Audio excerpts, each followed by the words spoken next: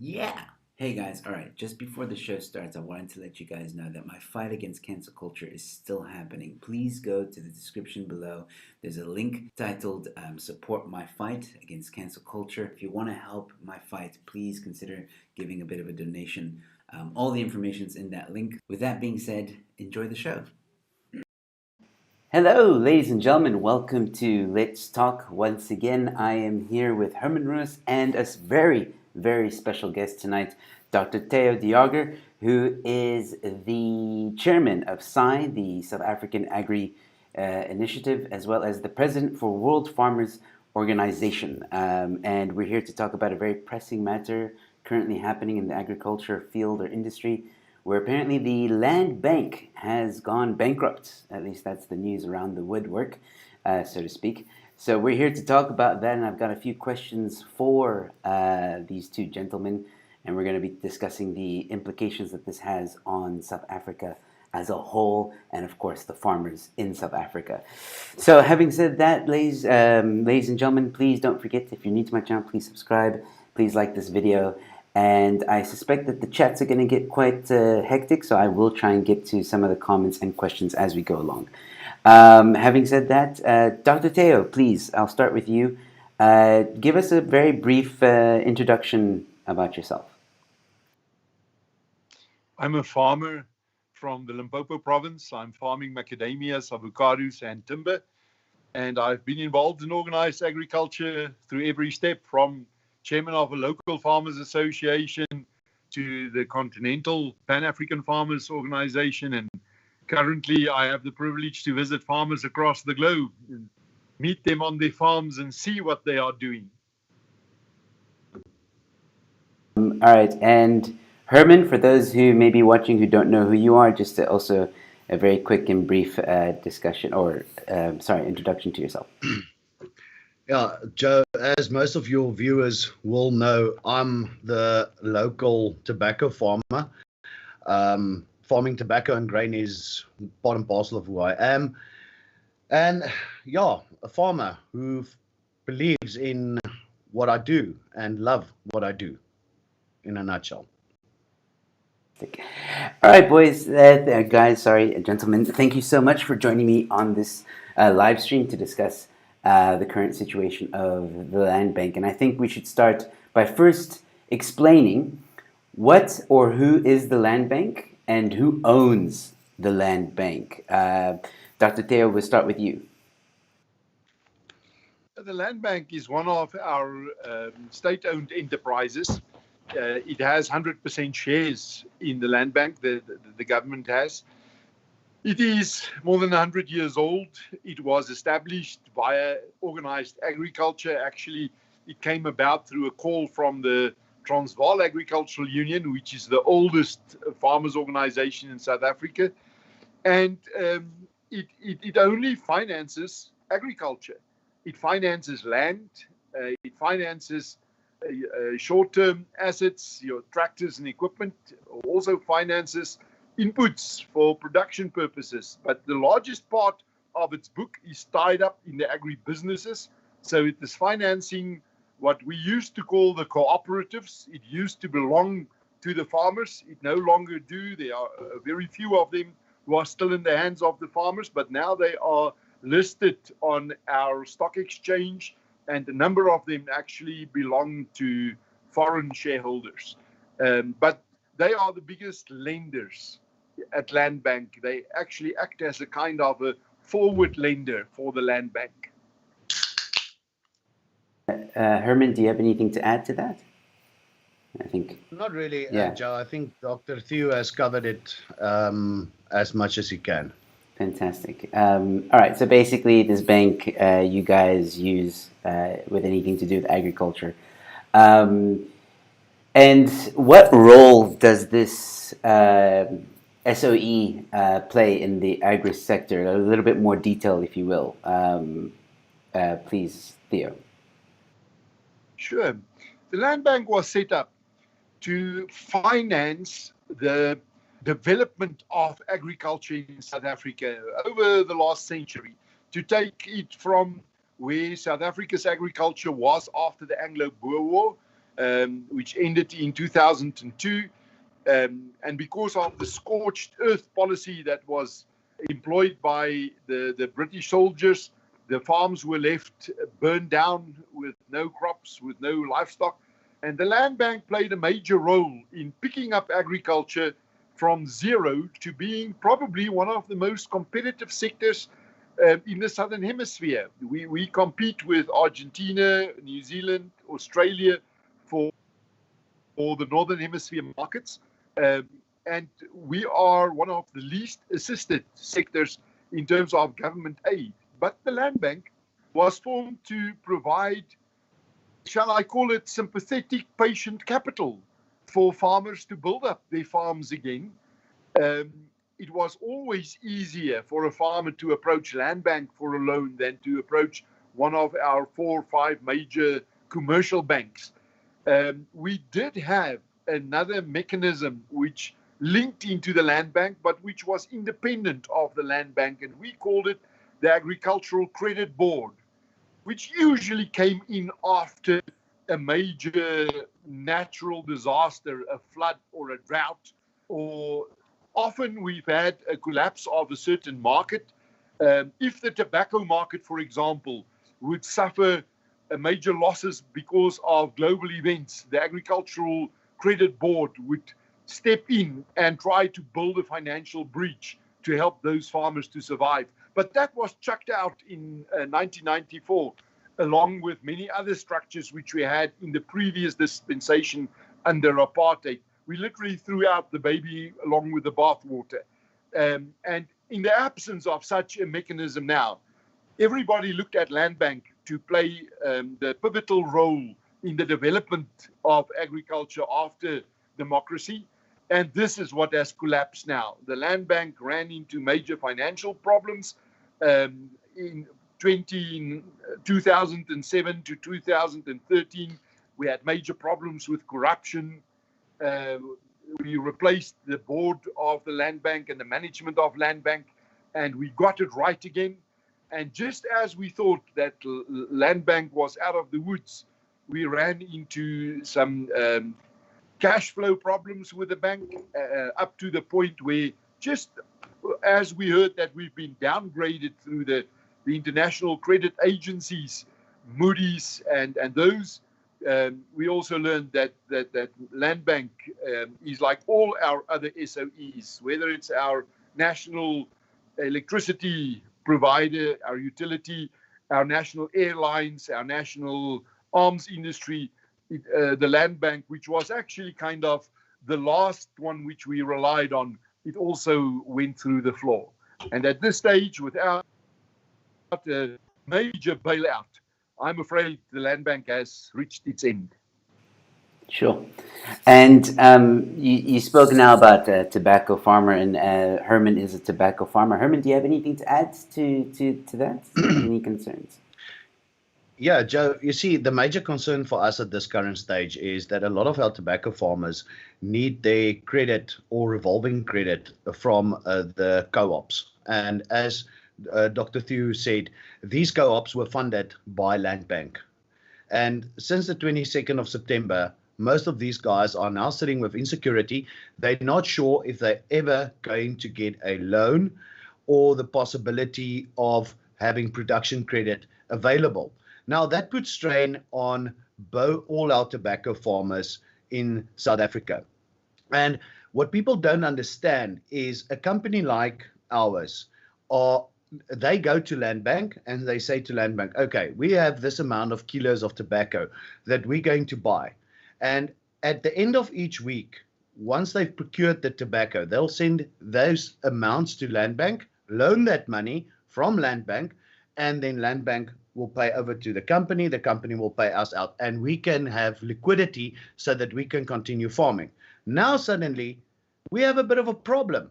Where is our company going to get money? Lucky enough, we have a good buyer. Our buyer is very, very sensitive towards our industry, and they will be helping us out. But what about the co-ops?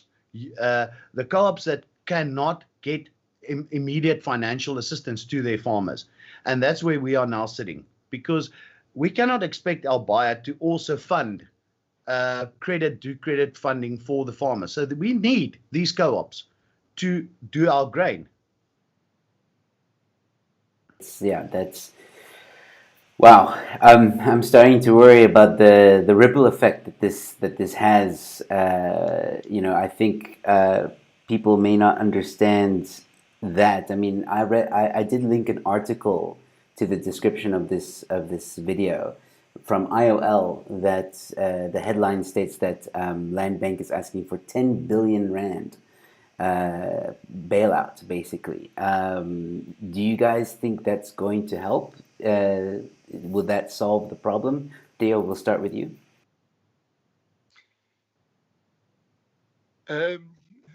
Forgive me if I'm a bit skeptical.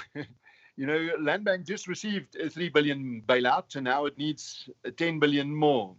But even if government would forward them that 10 billion bailout, it would be like putting elastoplast on cancer. What we really need is to cut deep and quickly and let it heal again. The real problem is a structural one. We must address the cause that brought us here. And there are a number of those. First of all, we've seen too much political appointments in bank and land bank instead of agricultural bankers, professionals. We are where we are because of cadre deployment. Secondly, different to the commercial banks, which has a very healthy agricultural book, but it has it along with a commercial book and a mining book and a tourism book, and only agriculture really performed well. Land Bank only relies on agriculture, so it should have had only a healthy book. But its whole book depends on the security which is rendered by land.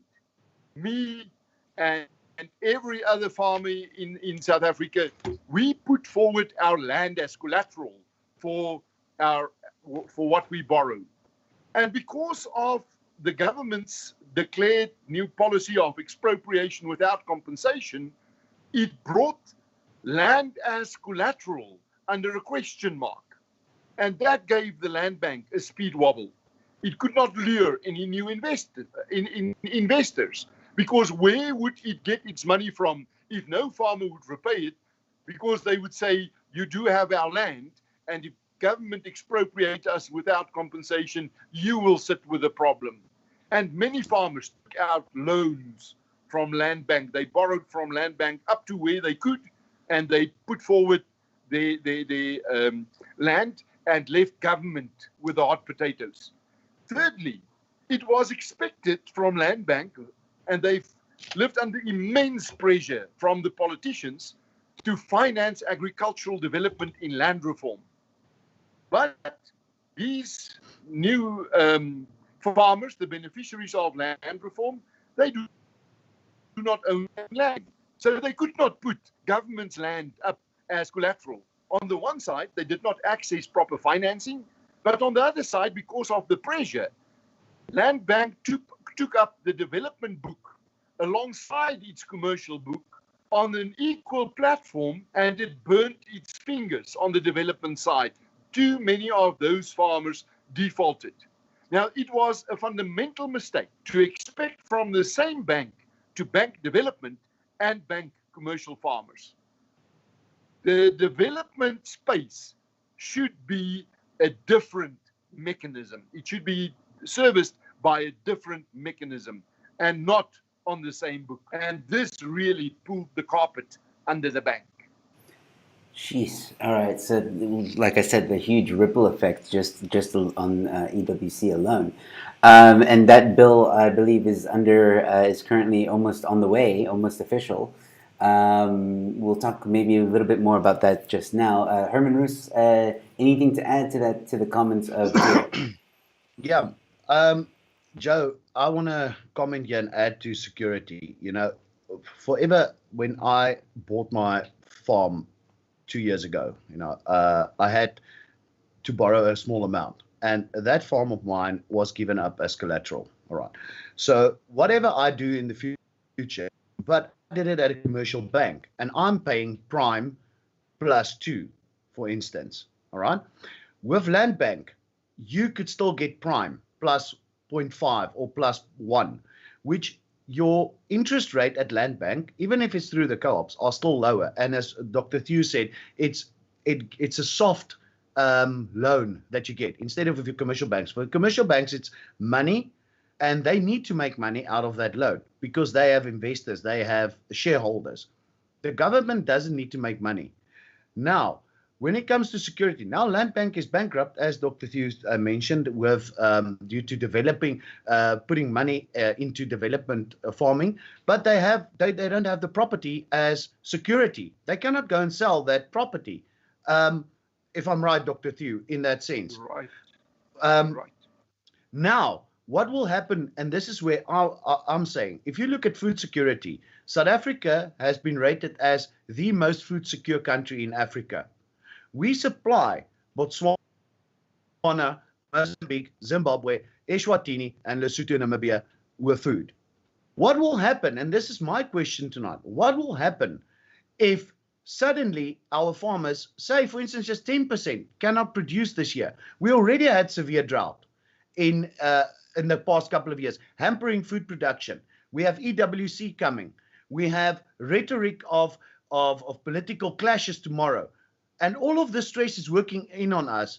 And it's also becoming a problem for our neighboring countries, which is dependent on food for us. You know, I just quickly read an article prior to today saying that, and this is by worldhunger.org, saying that 27.4% of Africa's population is affected by food insecurity. Where are we heading? Are we heading to a point where we need, like Theo, need to export these avocados to Europe and to other countries to get money in just to keep his farm going? The local market not being lucrative enough for him to keep his farming supported. Should my grain, now, where does my grain go? Is it sold in South Africa? No. It's better probably for me to get a buyer and move it off to Botswana.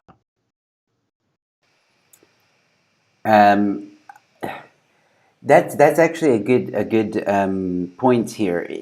If it does get that bad, can farmers actually do that? Import to other countries to survive? Is that even viable? Is that even reliable? Theo, what would be your comment on that?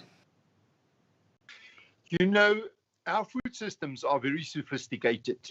Food security no longer means that every country produce everything it consumes or consumes everything it produces. Food security in the modern language means that the country produce enough of that of which it has a competitive advantage, so it can exchange from the food basket for that in which it does not have a competitive advantage.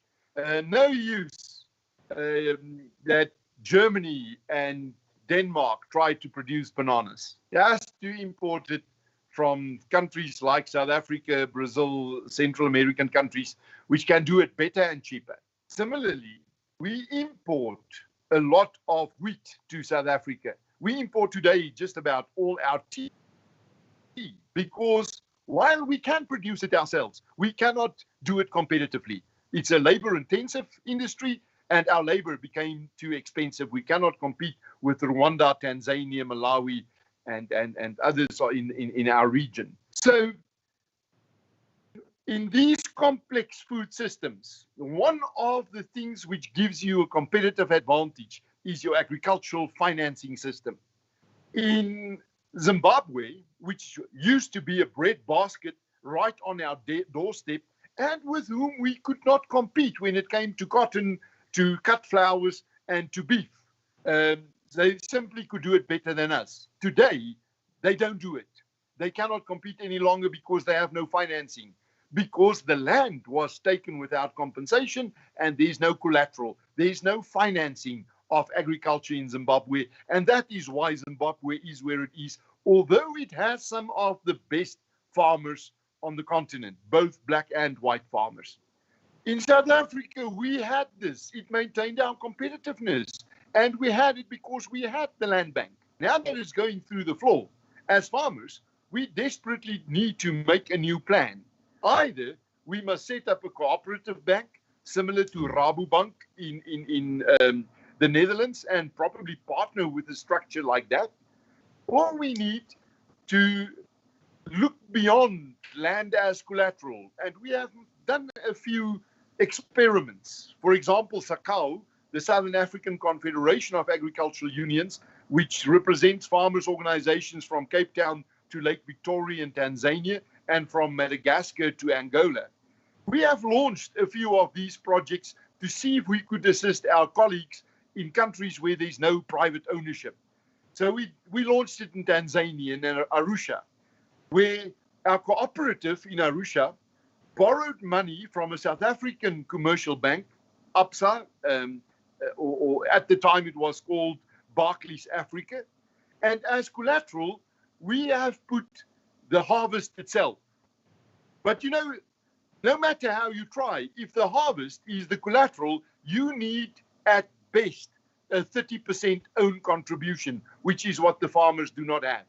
And for that 30% own contribution, we approached 6 input providers, each to contribute 5% of the invoice as collateral. And it meant that the seed company, the fertilizer company, the diesel company, the mechanization company, and even the crop insurance company had to keep 5% of the invoice in the pool until we have finished the harvest.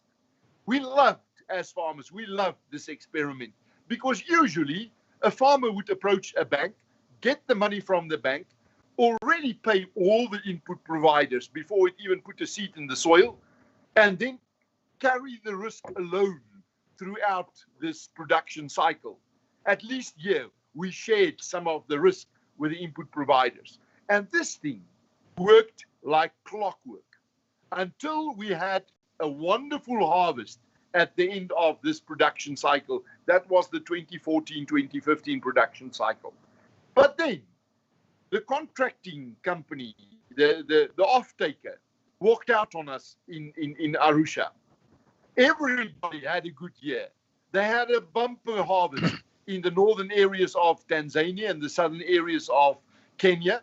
And the price dropped to a little less than half our contracting price. We had a contract, so we demanded contract price.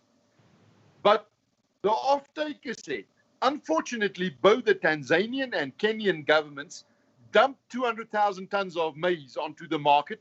You see, they want to play for the consumers. There are more votes amongst the consumers than amongst the producers. And when we threatened to sue them to keep to the contract price, the off-taker simply said, the law in Tanzania only works up to the courts. They said we would not even defend ourselves in the courts. You will win the court case, but nothing will happen after the court case. The integrity of the law is so central to contracting in transactions that without that, there also can be no commercially viable farming. And we've learned a very expensive lesson through that. But the model worked. So we will hope to, in South Africa, try to repeat this experiment at least here. We have a sound legal system. And there's integrity in our court still. So we can still try to contract on this basis. And all of these are our own initiatives to try to replace, to step into the vacuum which the land bank has left us with. Yeah, okay, so there's a lot there that sounds amazing, but at the same time unfortunate, what happened in Tanzania. I do want to say, I don't know, I wish, forgive me for being skeptical as well. I wish I had your optimism when it comes to the South African government and implementing your experiment here. We've seen over the lockdown that the law and the courts are not exactly, in my opinion, liable. But I hope I'm wrong because, you know, your project, your experiment sounds viable, and as you said, it was a model that worked. So hopefully it can be implemented and adhered to. Herman Roos, anything to add? Yeah, Joe, you see, that's similar to what Dr. Theo says, is that it happens in South Africa, especially in all of this agricultural sectors, is that we sign a contract. And this contract is binding. And up until now, once you sign that contract, nobody can take it away from you. The court will and the legal system will protect you. And that is what's giving us liquidity. So with that contract, and once, for instance, you have delivered your grain or your product to the silos, once you have that silo certificate, you have a valid thing to get money, or you can loan against it. And if I'm correct, Dr. Theo, and you can correct me if I'm wrong here, that's exactly what the co-ops does. Is Herman delivers and Theo sells 200 tons of wheat to the silo. They take that silo certificate to Land Bank and they say, here is our proof that we have this in our silos. We need this amount of money to pay our farmers. And that is currently where the problem lies, because there's no liquidity in cash available. A lot of the farmers might probably only get paid once this 10 billion rescue package is available, and we don't know when that will be available. Is the Minister of Finances going to give us that only next year, February? The milling companies, for instance, in wheat, and that's where I'm sitting in a current predicament. Who do I sell my grain to now? Because I need the money from the grain to continue my tobacco production in December, January, February, until March, until I start selling tobacco. So that's a crucial part. Who do I sell to now? Running the risk of getting a company that says they are a grain marketing merchants, running the risk selling to them and not getting my money, which has happened 2 years ago in our area. A company did that and farmers lost millions. Or do I take it to a co-op, which now has to go to a commercial bank, which now my silo costs or my storage fees and my deductions on my grain per ton is going to increase because they are going to pay higher interest rates. And for the commercial banks, this is a risk. If I'm right, correct, Dr. Theo, in this sense. When you take your silo certificate to the land bank, or the agribusiness does, land bank usually forward you 70% of the value of the silo certificate, because that's proof that the product is in the silo. It's already there. And as you said, this is exactly where the farmers now run into the cash flow problems. And we have so many farmers who need to plant now, right? This week and next week, we've had good rains. So they now need to plant their maize, their sunflower, their soyas. And now they do not have the money to buy the inputs. And they had all their hopes, all their planning was centered around land bank, which no longer is there. It's not as if we can spend any time to fix this. We need the fix right away. Yes.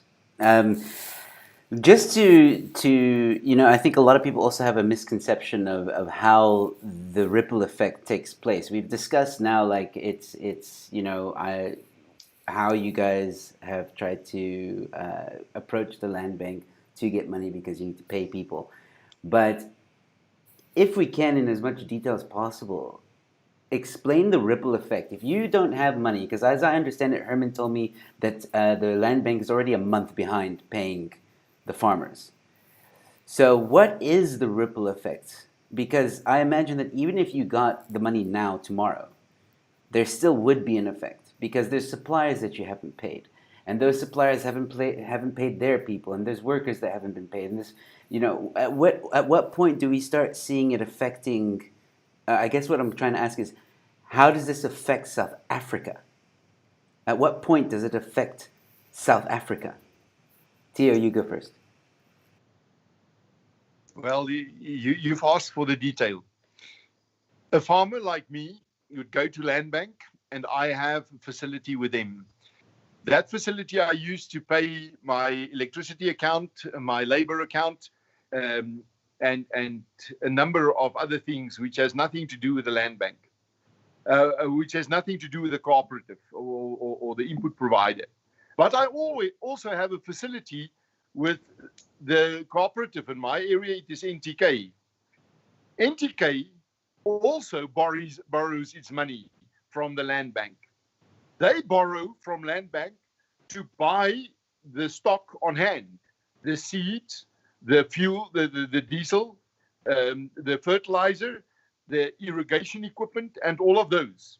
So I buy from them on my facility, and they have bought it on their facility at land bank. But now there's nothing in land bank. So there is no fertilizer, no seed, no diesel, no spare parts for my equipment at NTK. Even if I have a facility with them, I cannot buy from them. I can only pay my labor and my electricity if land bank forward me the money on my facility. That's also not happening now. So I don't plant this season. I cannot pay my laborers. I cannot pay my electricity. The municipality runs into trouble because no farmer can. And NTK runs into trouble because their business was brought to a halt. And this knock-on effect impacts on the economy of our whole value, of our whole valley, our whole district. And the economy of this district comes to a standstill. Land Bank was actually in the center of the rural economy of South Africa. And when you pull the plug on that, it causes massive urbanization and shortages in the food supply. And because of that, we are running into nothing less than a food security situation, which in our lifetimes we've never had. Actually, since the Second World War, we've not been in this situation. Sure. Herman, anything to add? Yeah, I would like to talk, as Dr. Theo said now, it is now becoming an economical problem for not, for instance, our area or his area. The problem is it's degrading of the food security that we as a country have. We already have to import a lot of our grain, especially our wheat, from countries like Russia, South American countries, to keep the stock going and to provide enough food for South Africa. But on the other hand, we have produce like oranges, citrus, avocados that we can export to, and grapes and, to other countries, which is in high demand. But if we don't have these facilities, neither our export products will be produced. These guys won't be able to export. Now, I would like to refer to the Chinese model, and President Xi Jinping mentioned it a few months ago that they have got a new thing called the Clean Plate campaign, which means stop food wastage. Right? China, as a country, has already recognized the possibility of food insecurity within the next 10 years.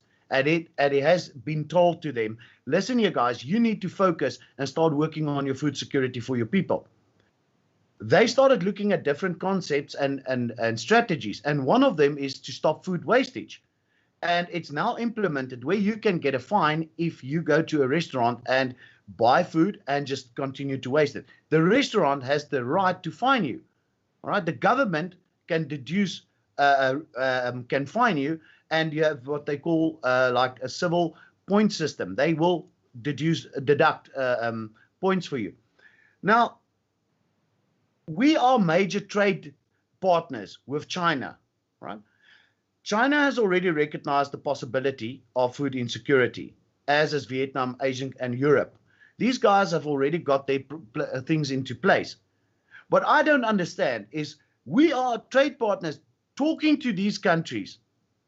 Why do we have to go down this road?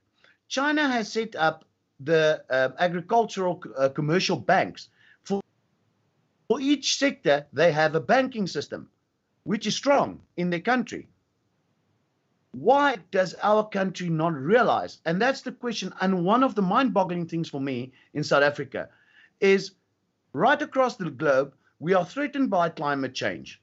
We have seen what happened in Malawi with famine. We have seen what happened in other African countries with conflicts. But yet still, this government wants to continue to destroy the one SOE that can provide food security for us. I've read what Minister Zweli Mkhize said this week.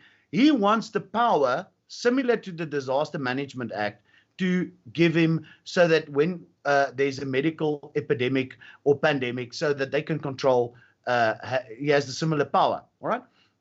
Now, my question is, what if a disease if let's say we give the minister this amount of power, he now has the right to enact restrictions on the population. All right. What if foot-and-mouth disease, like what happened last year? Cattle have been moved out of an area untested to an area in South Africa, and we had the possibility of a major foot-and-mouth disease outbreak. This will immediately give the minister, for human health concerns, the right to restrict us. If we have an avian flu outbreak, like what happened, and Dr. Theo can give us more information about that with the ostriches and how that decimated the ostriches business in the Klein Karoo. This will immediately give, because H5N1 is also susceptible, a human susceptible, and it has a far worse death rate in humans than the current COVID-19 is. This will give the minister once again. So there's constant hampering on our system. And South Africans should realize that look outside of the borders and start fighting for what have. Join people like Dr. Theo de Jager and SAAI to continue that we can protect our food security in our country. Yeah, jeez, that's some scary, scary thoughts. And China, I don't know. It worries me that we work so close with China. And yeah, food security is a big question at the moment. Theo, is South Africa on the brink of a real food security crisis? Not at the moment. We have enough food in our country. Where we have shortages of potatoes at the moment because of COVID. The bulk of potatoes in South Africa goes into French fries, and the restaurants were closed, and the work canteens and the hawkers selling hot dogs on street corners, where there's a lot of French fries that goes into that. So potato farmers held back at the beginning of COVID. They took a knock because their markets collapsed, and now we are seeing the tail end of that. They stopped producing, but we should be back to normal production in the next 2 or 3 months. What bothers us is that agriculture is a long-term investment. I'm a tree farmer. I farm macadamias and avocados and timber. So the timber which my workers have planted on my farm today will only be harvested in 2038. The macadamias they have planted today will only come into production in 2027, 2028. Farmers who are not certain that they will be around, that they will still have their land, will not plant a tree now. You have to have a lot of faith to plant a tree today. And every harvesting season requires new investment. If Herman wants to do better next year than what he's doing this year, he needs to invest on his farm. He needs to invest in soil health. He needs to invest in his equipment. And you don't do that under uncertain conditions. And it is this certainty which has been eluded us. And when farmers invest less and less, you are undermining food security for the future. I'm more concerned about those farmers who are today between 17 and 25 years, who has to make certain career decisions and who are opting out of agriculture because of threats of expropriation without compensation, and on the back of that, farm attacks, farm murders, the safety situation. South Africa is a wonderful country. It's paradise, but it does not have a future with the kind of leadership which we have today. And I'm not talking now politics. I'm talking about the raw reality of runaway corruption, runaway crime statistics. And it is all only the the tail end of poor leadership. We can rectify this. Our problems are man-made problems. So man-made solutions can bring an end to this nightmare of ours. But to get there, we really need some fundamental changes of policies. The policy environment is suffocating. We need better policies. I think everybody would agree with you on that. Okay, but it's good to know that you feel that we're not on a brink of some food crisis just yet, but I don't think that's a reason to calm down about this issue about the land bank being bankrupt. Clearly, there are some very, very, very serious ramifications for that, and hopefully the ANC or the people in power will rectify this as soon as possible. I want to talk to you a bit about, unless Herman, you have something to say, if you want to add. Yeah. Sorry. I just want to add to Dr. Theo what he said about investment. Like any, let's put it into the model of a car. You bought your vehicle brand new, you take it for services. And every time that you skip a service due to money constraints of financial flow problems, you are damaging your vehicle. You don't see it. But eventually when you get to 100,000 kilometers and you've only done 5 services instead of 10, you get to a point where you get to critical mass, and that's when everything collapses. That car breaks down, and you don't understand why. You did service it. Yes, everybody was happy. The car was still driving. But suddenly now the wheels have come off, the engine has blown, and you need to fix that. And to fix that takes a huge injection of financial money support. And that's what's currently happening. A lot of farmers are now looking at this and say, I'll rather skip this service on my farm this year. Instead of putting up a new pivot, I'm holding back and saying, what shouldn't I rather keep my money in the bank? Is it viable and feasible to go and buy a new tractor? No, I'll rather continue with my old tractor, keep it going with a hammer and a piece of wire. That, including the farmer tax, it's all of this are playing emotional and psychological, have a psychological and emotional effect on us all. And the critical mass is not always just land bank. We should start looking at our farmers out of their emotional way. And Dr. Theo can maybe give us a broader spectrum, because he's talking to farmers every day. He can tell you what is really going on. And now suddenly all of this is just like critical mass.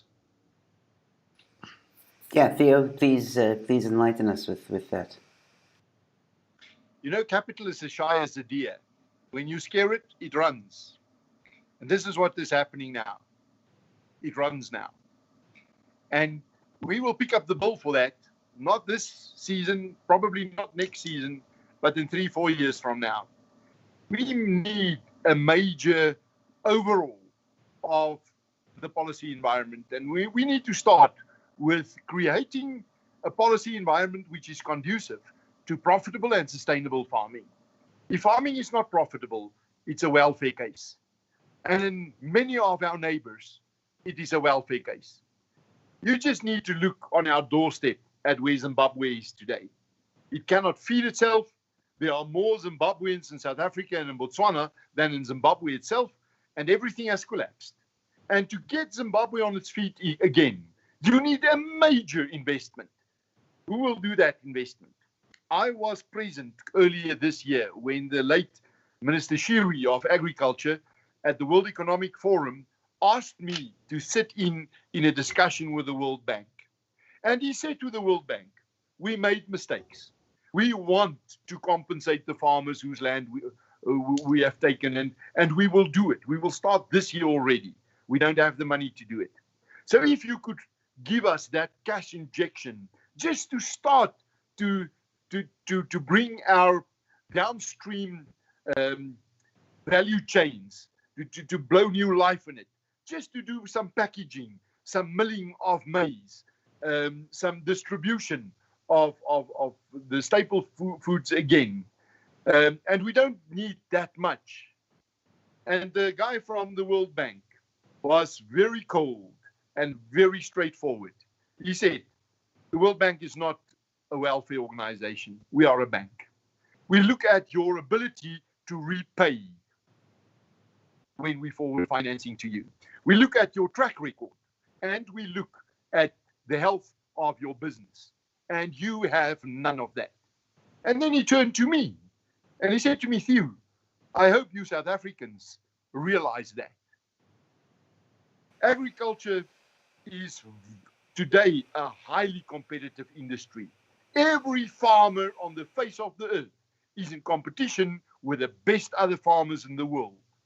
And if you're not on the cutting edge of new technology and the latest in terms of digitalization and traceability and blockchain and artificial intelligence, you are going to start to run behind. The best investment any country can make today in its rural areas is to finance research and development to ensure that their farmers remain competitive. Unfortunately, South Africa is not there.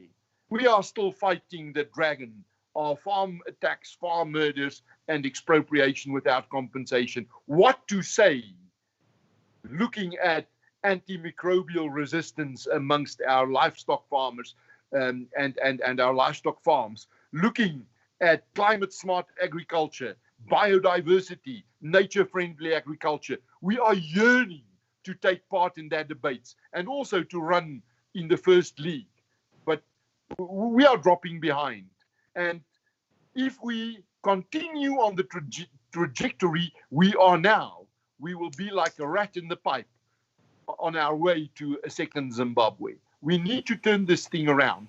And our questions, the question that's burning in my heart, in Herman's heart, in every other farmer's heart is, do we have the leadership which is required to turn us back before we eat the rocks?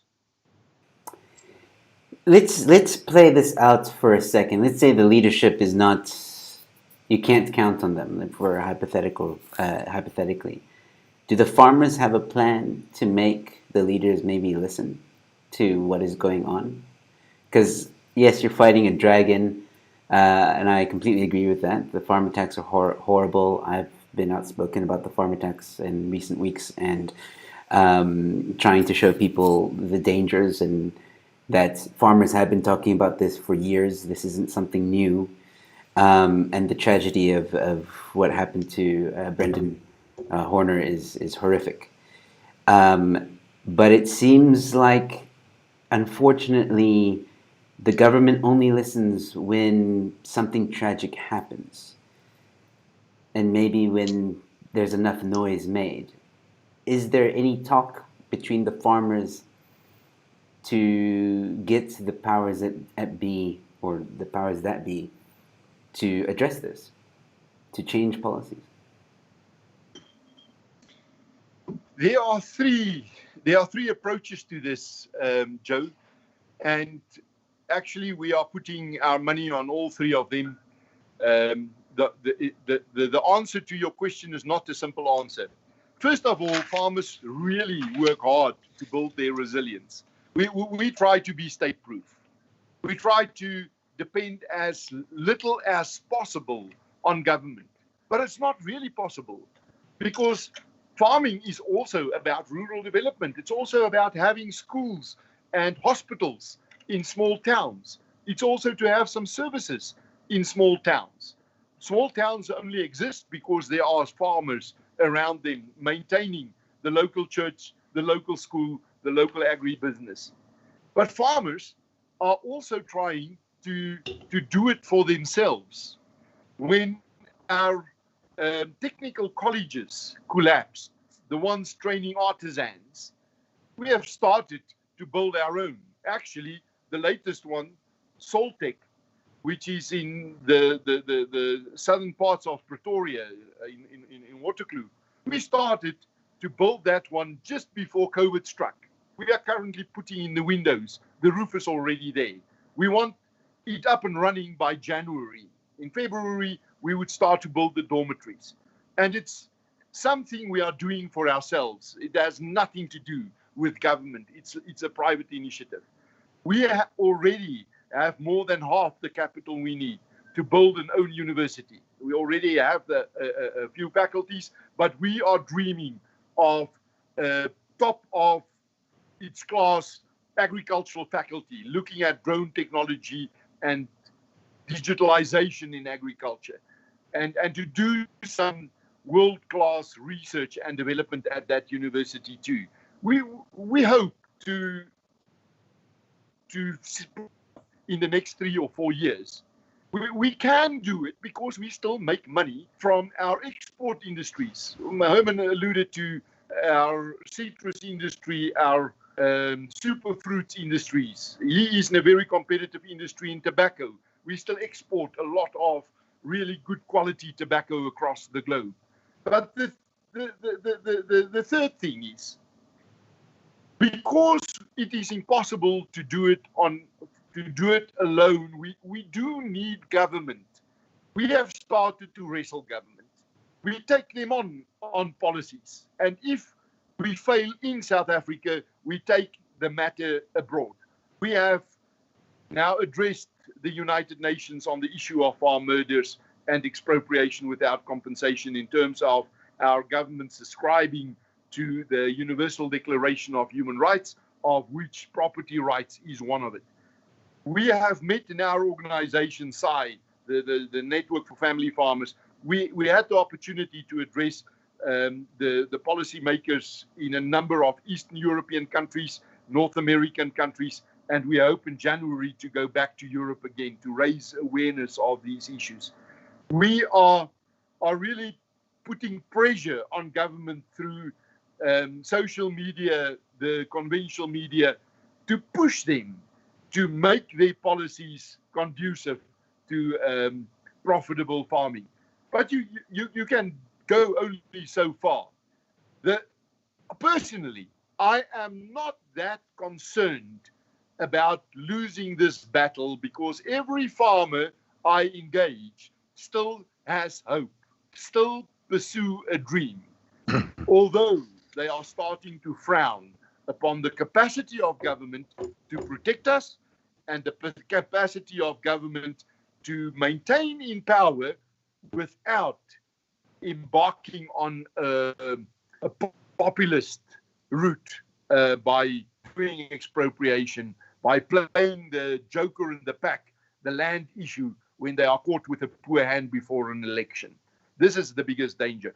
I'm not so concerned that government is one day going to knock on my door and chuck me off my farm, as I'm concerned that poor people without jobs and without hope might start squatting on my farm and find that government is reluctant to act against them. This is my biggest fear. And this is exactly what happened in Zimbabwe.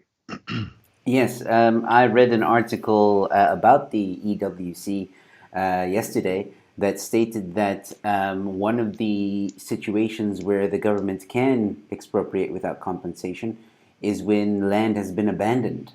And it makes me wonder, what exactly does that mean? It makes me worry about some of the land grabs we've heard, and land has been abandoned because of those land grabs. Yeah, it's scary. Joe, if I can take a step back and just add on to what Dr. Theo said here. Of course. I'm not afraid of a lack of leadership in South Africa. I think within the past few years, we have seen strong leaders and standing up for us in South Africa. We have farming communities coming together, realizing the problem. When this whole thing of land bank exploded in the tobacco industry, a few of us farmers got together and we started contacting people around us, friends who we know.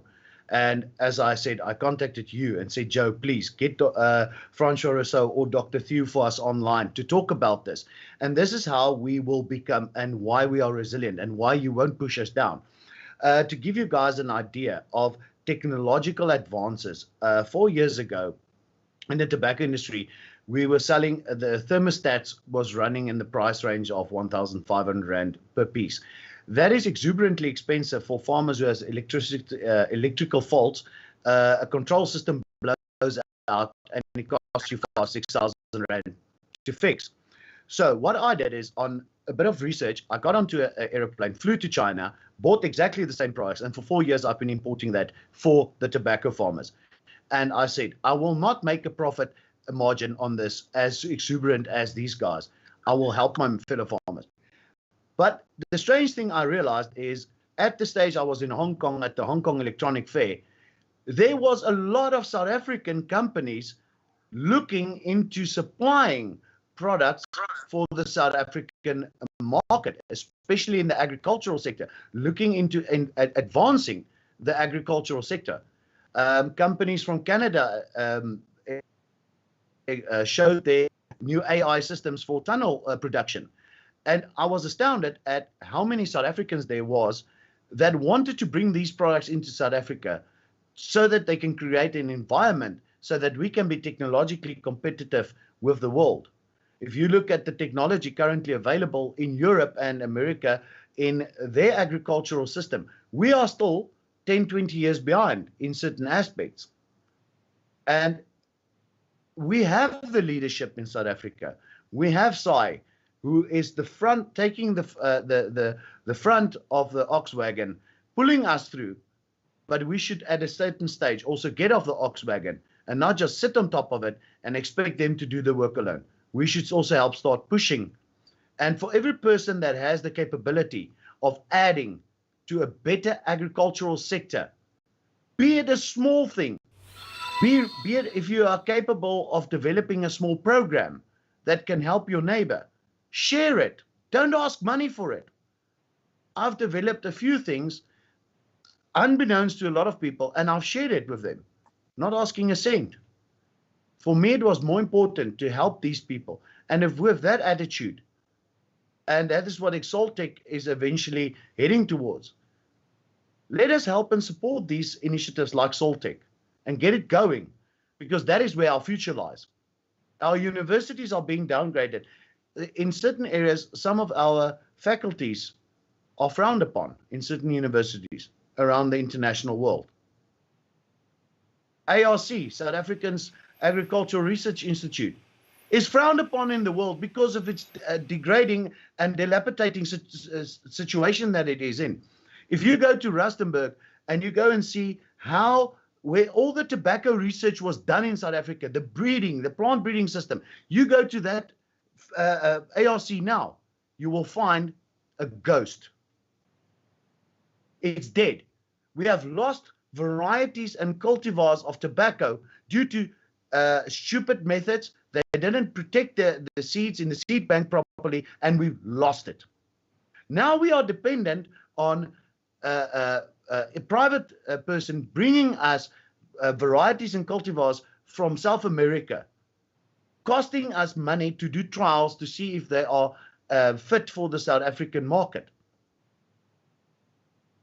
That is where we should stand together and say, we have the capability, we have the knowledge. Let's pick up our shovels and start digging. Yeah. Some would say the Boer Makaplan mentality, no? As long as we don't run out of plans. Yes. Well, gentlemen, we're approaching the 1 hour mark, and I really want to try and keep this to an hour so that a lot of people will watch this. In closing, very quickly, because I do want to, I understand, Dr. Theo, you are in Senegal at the moment. Am I correct?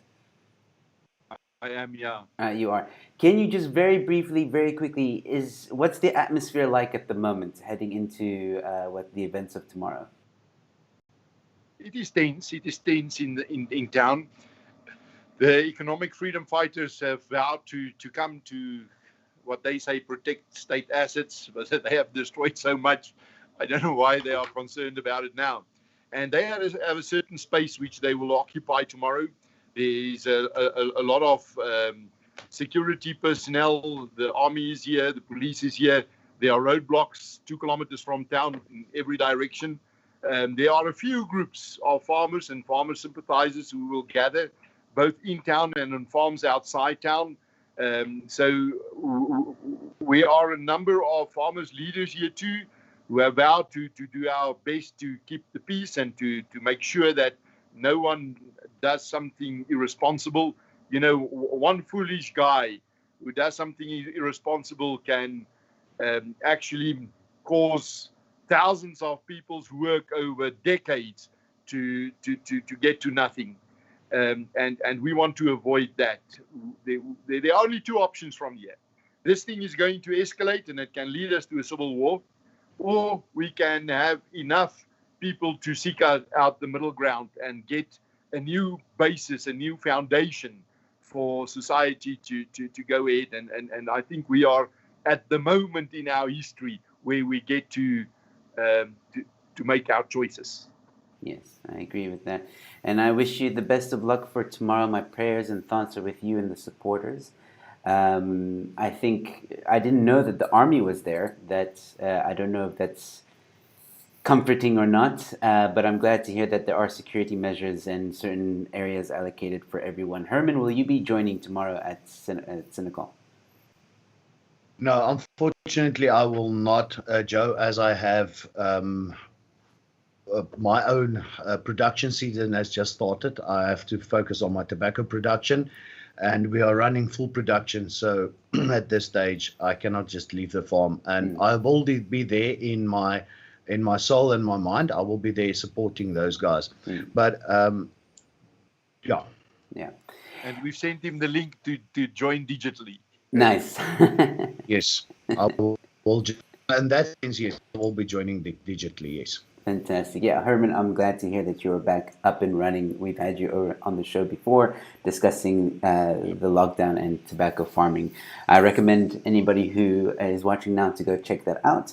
And in closing, ladies and gentlemen, thank you guys so much for watching. Please, if you enjoyed this, give it a like. Please share it. Let's create some awareness. Let's help our farmers create some awareness for the tragedy that is happening at the moment with the land bank. And hopefully we can raise enough awareness that we start putting pressure on leaders and we can start doing something, or get the people in power to start doing something about it. Dr. Theo, I thank you very much for your time and for this conversation. It was a pleasure meeting you. And Herman, same to you. Once again, thank you so much for joining me on this show. With that being said, ladies and gentlemen, I will be back at 8:30 for one of my other shows, comedians roasting the headlines. It's just fun. We have a lot of fun. We tell jokes. This is a much lighter show, so to speak. So please join us at 8:30 for that. If I don't see you then, stay safe, be kind to one another, and I'll see you at the next one. Gents, please stay on the line. Cheers. Hey guys, so if you enjoyed the show, please consider giving it a like and a share. Don't forget to subscribe as well if you're new to my channel. And if you really enjoyed the content, feel free to join and become a member. Don't forget about my fight against cancel culture. That's in the link in the description below. Support my fight against cancel culture. Go to that link and all the information is there. Other than that, ladies and gentlemen, thank you so much for watching.